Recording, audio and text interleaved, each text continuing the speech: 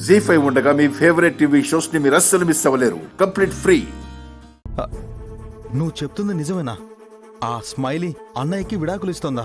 అవునరా. కానీ ఏమని చెప్పిస్తోంది? ఆ విషయం అన్నయ్యకి తెలిస్తే అన్నయ్య భరించగలడా? నేను చాలాసార్లు అన్నయ్యకి ఆ స్మైలీ నిజస్వరూపం చెప్పాలని అనుకున్నాను. కానీ అన్నయ్య చాలా సెన్సిటివ్. ఆ విషయాన్ని ఎలా తీసుకుంటాడో, ఎలా రియాక్ట్ అవుతాడోనని భయమేసి ఆగిపోయాను. అందుకేరా వాడికి ఆ స్మైలీ గురించి నిజం తెలియకుండానే స్మైలీ చేతే విడాకులు తీసుకునేలా చేస్తున్నాను. అంటే అది జరిగే పనేనా? స్మైలీ నిజం చెప్పకుండా అన్నయ్య ఎలా విడాకుల పేపర్ మీద సంతకం పెడతాడు?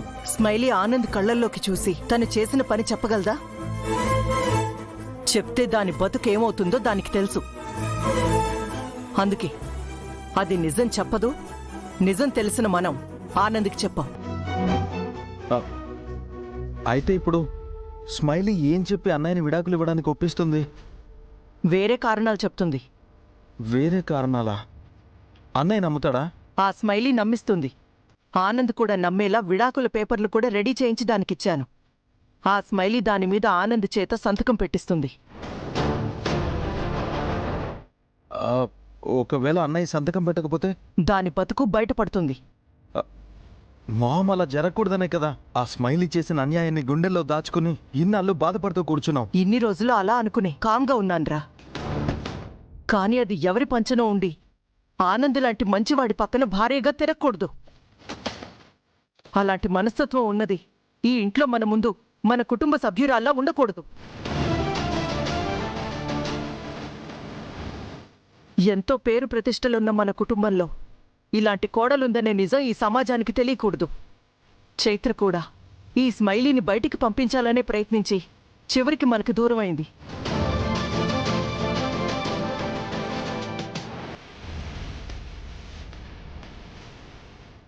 అందుకే చైత్ర చివరి కోరికగా నిన్ను తన పుట్టినరోజు సందర్భంగా నేను దాన్ని బయటికి పంపించాలనే నిర్ణయం తీసుకునే ఆ స్మైలీకి విడాకుల పేపర్లిచ్చాను.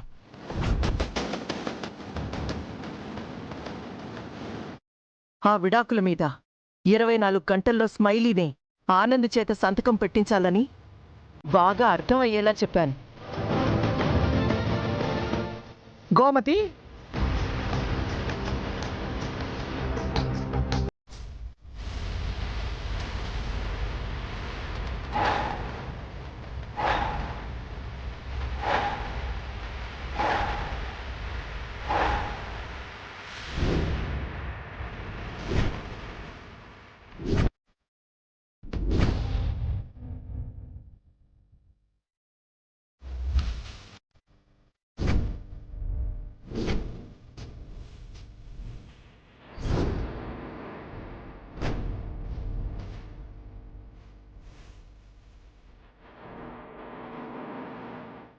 ఏంటమ్మా గోమతి, ఏం మాట్లాడుతున్నావు?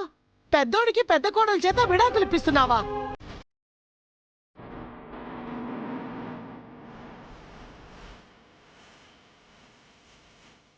నిన్నే గోమతి అడుగుతున్నది. ఏం జరుగుతుంది ఇంట్లో? ఏంటిదంతా? చెప్పొదినా? స్మైలీకి ఆనంద్కి విడాకులా? అవును.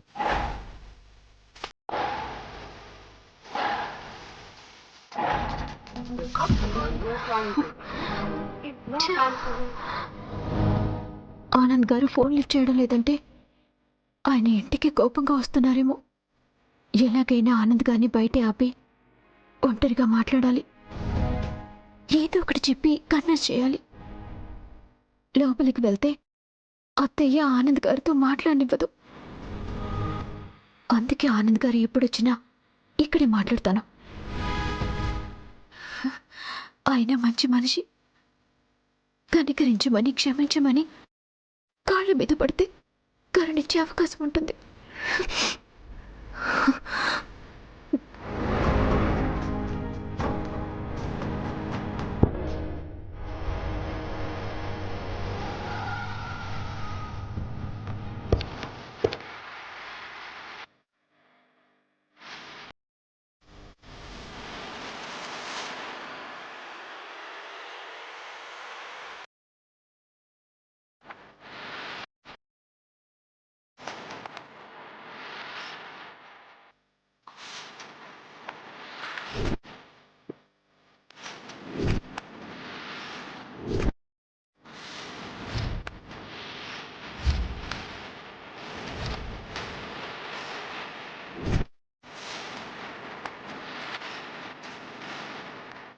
ఆనంద్ గారు, నన్ను క్షమించండి.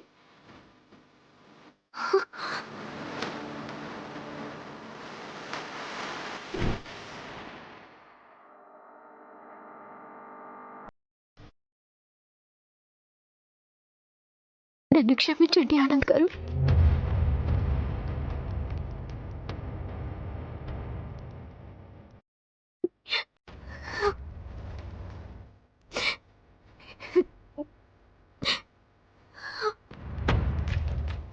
మీరు నన్ను క్షమించే వరకు మీ కాళ్ళ దగ్గరే ఉంటాను.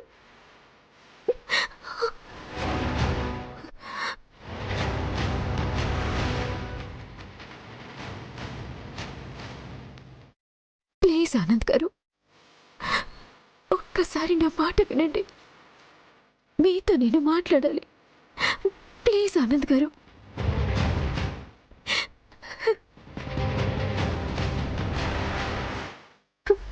ఆనంద్ గారు, నా మాట వినండి. ఆనంద్ గారు, ఒక్కసారి నా మాట వినండి. 4 గోడల మధ్య బ్రతుకుని నడి రోడ్డు మీదకి లాగటం నాకిష్టం లేదు. ఆనంద్ గారు, ఆనంద్ గారు.